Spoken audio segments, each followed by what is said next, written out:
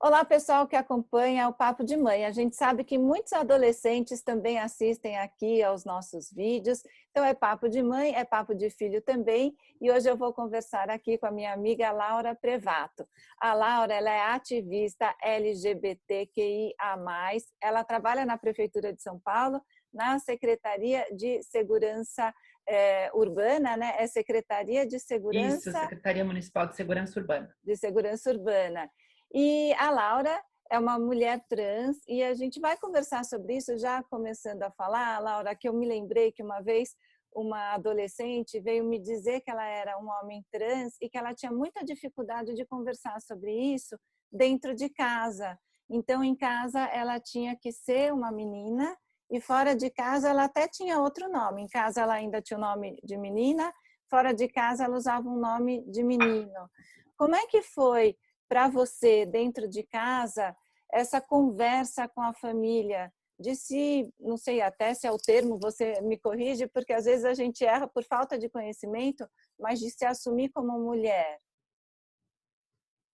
Olha, Mari, então, primeiramente eu queria agradecer o convite, dizer que eu estou muito honrada de estar aqui batendo esse papo com você, né? E já iniciando nessa questão tão delicada, né, que é as pessoas trans e a relação com a família, porque eu acho que a gente, desde muito cedo, a gente já sofre por retaliações, né, por cerceamentos ali, a família ainda não entende muito bem como é que lida com isso, e eu acho que é extremamente natural também, porque, né, a gente, quando os filhos nascem, a gente também, por um viés que estamos todos condicionados, a gente também atribui, né, que, não, o sexo é menino, então é um menino, vai jogar bola, vai gostar de menina, vai, mas nem sempre é o que acontece, né? E nós, pessoas trans, LGBTs também, porque daí não se, não se reduz a questão só para a questão de gênero, né? Mas também na condição sexual de cada um.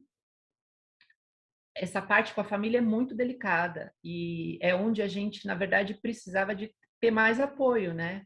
Porque é o crucial. A partir do momento que a família começa a desdenhar de quem você é, né, não te legitima, enfim, eu acho que isso tudo fica mais difícil perante a sociedade também, né, porque é o nosso primeiro pilar, né, então se a gente não tiver o apoio da família, todo o restante vai ficando mais difícil e, infelizmente, comigo também não foi muito diferente, embora eu tenha tido uma infância com algumas brechas e pude expressar isso em bastante ocasiões, eu ainda diria que eu fui muito retalhada e sou até hoje, assim, por parte de muitas pessoas da minha família. Inclusive, eu sou bastante distante deles, assim, eu não sou rompida com a minha família, eu ainda tenho contato, tudo mais, mas existe uma distância muito grande. E essa distância, ela se dá por conta até dessa aceitação, dessa... Porque tem uma aceitação, mas não tem mas não tem uma integralidade nessa aceitação. Não sei se você consegue me entender, sabe? Como ela colocou, né, que a mãe, que ela tinha que usar o nome de menino fora, o nome de menina dentro de casa. Eu também, assim, a minha mãe não consegue me chamar de Laura até hoje. Você tem lembrança de quando você percebeu que você se olhava como mulher, né? Que você nasceu assim, quando que é essa virada? Não sei se Olha, tem uma Mariana, eu virada. posso falar assim, eu acho que cada pessoa, né, tem ali o teu momento da tua descoberta. Comigo, eu posso garantir a você que foi a partir do momento que eu me entendi como pessoa, Uhum. sabe? Quando eu comecei a entender quem eu era, antes mesmo até de saber o que era pênis, o que era vagina, o que era, enfim, eu já me expressava como menina. Eu já dizia que eu era menina, eu dava nomes de menina.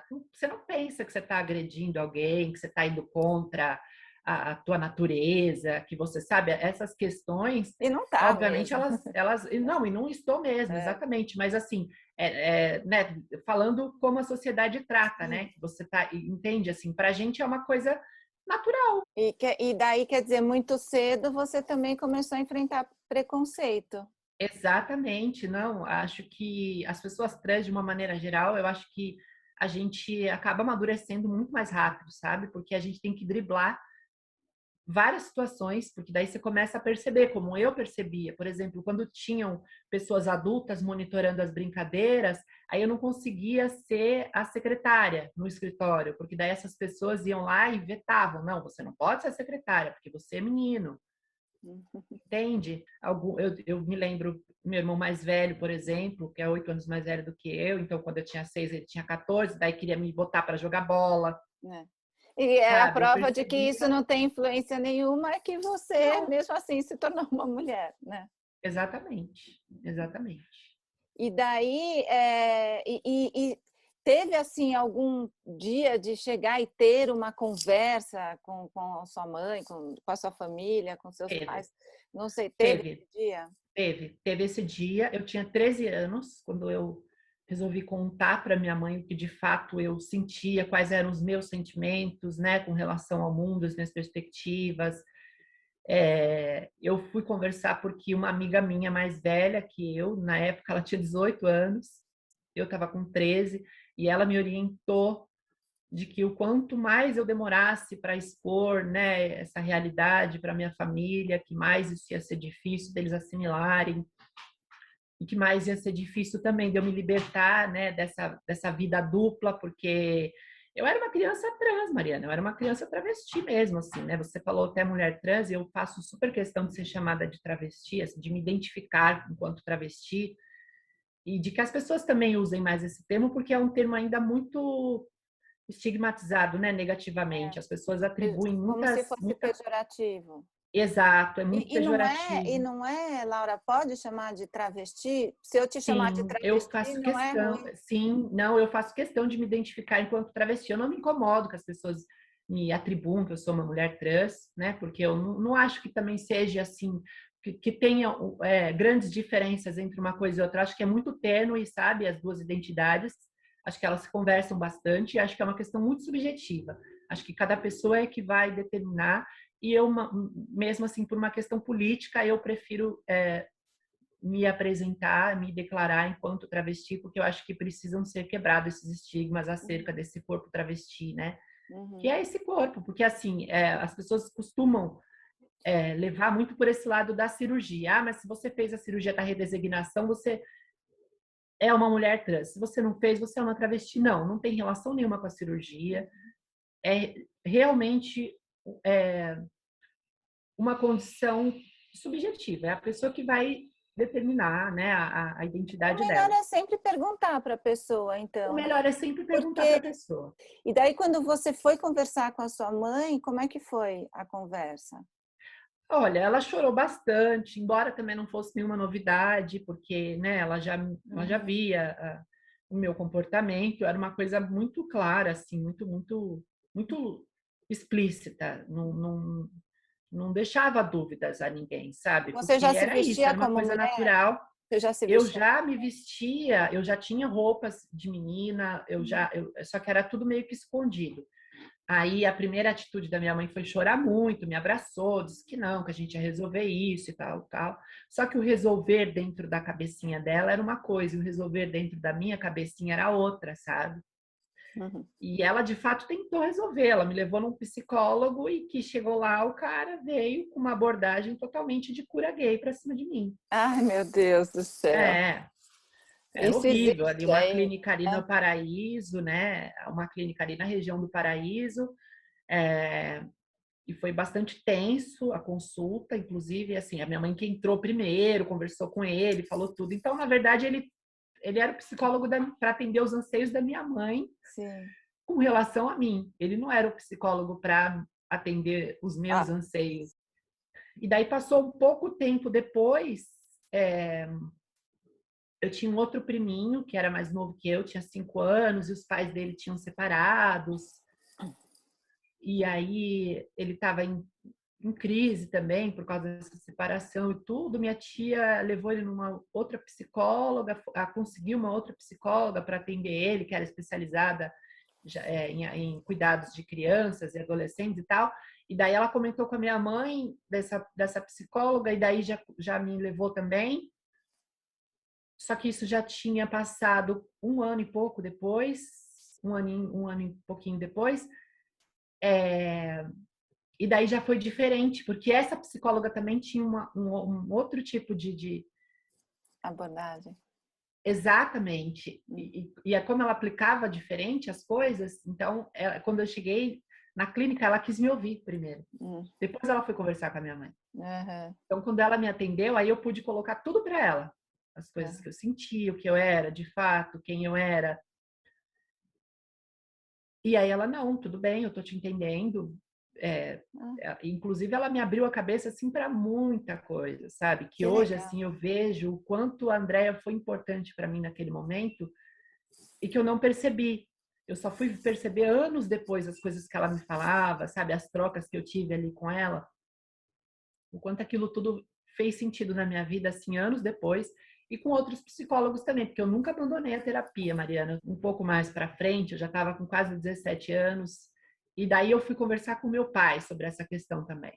E o meu pai simplesmente olhou para mim e falou: a minha vontade era te matar. Ai, meu É, Deus. eu só não faço isso porque eu não tenho coragem. Mas se eu pudesse, agora eu já acabava com a tua vida. Aí você nunca mais falou com ele? Falei, a gente depois teve até momentos assim melhores. Meu pai até teve uma compreensão, acho que meu pai já conseguiu até, a minha mãe já teve momentos dela me chamar de Laura, dela me chamar de Tília, mas coisas muito pontuais. E meu pai também, mas assim, se eu for pegar a convivência com a minha mãe, a convivência com o meu pai, eu acho que o meu pai, ele a compreensão dele foi muito mais fácil do que a compreensão da minha mãe. Eu sempre tive muito apoio das mulheres da minha família, assim, sabe? Então, embora não tenha sido ali, né, o meu núcleo ali, mãe, irmão, pai, que tivessem dado esse apoio desde muito recente, mas eu sempre tive esse apoio familiar, assim, por parte de outras mulheres da minha família que percebiam aquilo, né? O Brasil é um Menos do que país muito homofóbico, né? totalmente. E agora pior, sabe? Eu acho que, de alguma maneira, tudo isso que já era questionável, que já era, sabe, né, colocado em questão, hoje se tornou louvável, porque a gente tem um porta-voz, né, ali na presidência da República, enfim. Então, isso tudo hoje se tornou louvável. As pessoas acham louvável isso, que eram coisas que, com os anos, eu posso dizer para você que eu já sou travesti há 16 anos, eu já percebia que Tinha um avanço, né? o imaginário coletivo, ele já tinha avançado, sabe? O inconsciente coletivo já tinha avançado um pouco sobre isso, mas aí quando o Bolsonaro assume, retrocede tudo. Daí tudo aquilo que já tinha sido, que já estava sendo bem superado, tornou a ser louvável. Mas eu acho que a gente tem que acreditar que a gente tem que ainda seguir em frente, tem que ter uma união, né, da população para não haver esse retrocesso, né, Laura? Não pode haver esse Sim, não, com retrocesso. certeza. E eu acho que, inclusive, os nossos outros poderes, o próprio STF mesmo, eu acho que desde quando ele assumiu para cá também, acho que a gente já teve algumas conquistas aí que já vinham também há alguns anos aí, né, sendo engavetadas, deixadas para lá, mas quando também acho que perceberam isso tudo, eu acho que também agiram, sabe? Eu acho que isso também é positivo, eu acho que, né, que bom que eles também tiveram esse discernimento, né, de colocar em prática também essas leis, apesar de que você também sabe, você lida com leis também, você tem, né, aquele grupo de violência doméstica, você sabe, a lei da Maria da Penha está aí há 15 anos. E para terminar, Laura, como é papo de mãe, eu tenho que te perguntar se você tem essa vontade de ser mãe ou não. Olha, eu vou dizer uma coisa para você. Eu sempre tive, mas esse momento agora, ele também me faz refletir sobre muitas coisas, sabe? Vendo o mundo num todo hoje, com essa situação de pandemia, Verdade, é verdade. sabe? Essas guerras. Então, eu acho que hoje, Mariana, hoje, nesse momento, a Laura de hoje diria para você que não. Tá difícil mesmo. Bom, Tá. dias melhores virão, vamos Ai, acreditar, né? amém. Laura, muito obrigada pela sua Eu que entrevista. agradeço. Foi tão rapidinho, foi gostoso.